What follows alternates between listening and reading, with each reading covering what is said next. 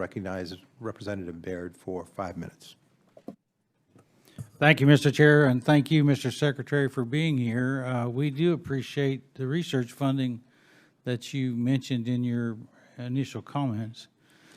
But your department has an Office of Science which funds the bioenergy research centers, and they conduct coordinated and geographically diverse research in support of developing a viable and sustainable domestic biofuel and bioproducts industry from dedicated bioenergy crops. So each BRC is led by a DOE national laboratory or leading a U.S. research university and is staffed by multidisciplinary stakeholders in science, engineering, and industry. So as a scientist and a farmer, I support the biofuels and the bioproducts industry, and I'm particularly interested in the research and development that can diversify these industries, and that helps them to produce more products while lowering their cost and reducing their environmental impact. So my question is, what do you see in fiscal year 2020 and beyond to support bioenergy research centers and to expand their important research? Mr. Baird,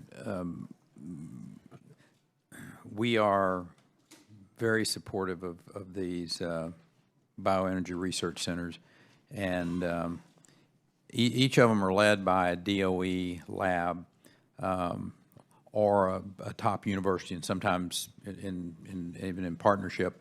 And they're basically designed to lay out this scientific groundwork for new bio-based economy.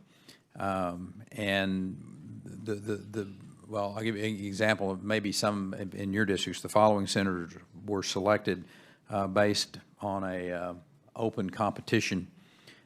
Great Lakes Bio Research Center, that's up in Madison, and they're partnering with Michigan State. There's another at Oak Ridge National Lab. There's another at Lawrence Berkeley National Lab. There's a Center for Bioenergy and Bioproducts Innovation, and that's at University of Illinois Urbana at Champaign. So I think there's been over 2,500 peer-reviewed publications came out of that. There's been 1,000+ invention disclosures that came out of it. So from the standpoint of what's your return on the investment, I think it's been pretty good, sir. Thank you. I have one other question, and that deals with looking in another area. Now, my colleague, Mr. Gonzalez, made reference to the Veterans Administration, but and I recently co-sponsored some legislation along with my colleague, Representative Weston, to prioritize opioid research at the National Science Foundation. And I know you've indicated the use of the DOE supercomputing capacity to tackle the big data challenges, often in the healthcare space. So would you mind elaborating again on what kind of role you think the DOE might play in helping the federal healthcare agencies, including the Veterans Administration, again, to Yes, better sir. understand the opioid crisis? Yes, sir.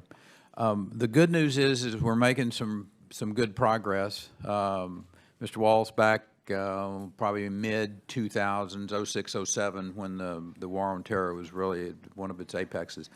But being the governor of Texas, I had the opportunity to go to Brooks Army Medical Center on a fairly regular, more regular than I'd like to have been going, to young men and women who were burned. And then at that particular point in time, we saw our federal government being rather liberal in the dispensing of opioids. And, half a dozen years later, we figure out that we basically created a whole generation of young people who were dependent upon these things, and we started pulling back from them. And this was probably 3 or 4 years ago. BAMC had decreased by 90% the amount of opioids that they were given to the young people that were coming in and dealing.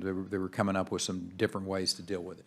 With that said, we've still got a real opioid crisis in this country. We think it may be genetically driven to some degree. So again, the supercomputers and our ability to do genetic testing of some of these populations out there, and again, doing it in a way that the people know that this information is going to be safe and secure. Department of Energy is going to play a very vital role in being a partner, working with NIH, working with the VA, working with some of our private sector partners and our university systems to, I think we will find a solution to the opioid epidemic that we have in this country.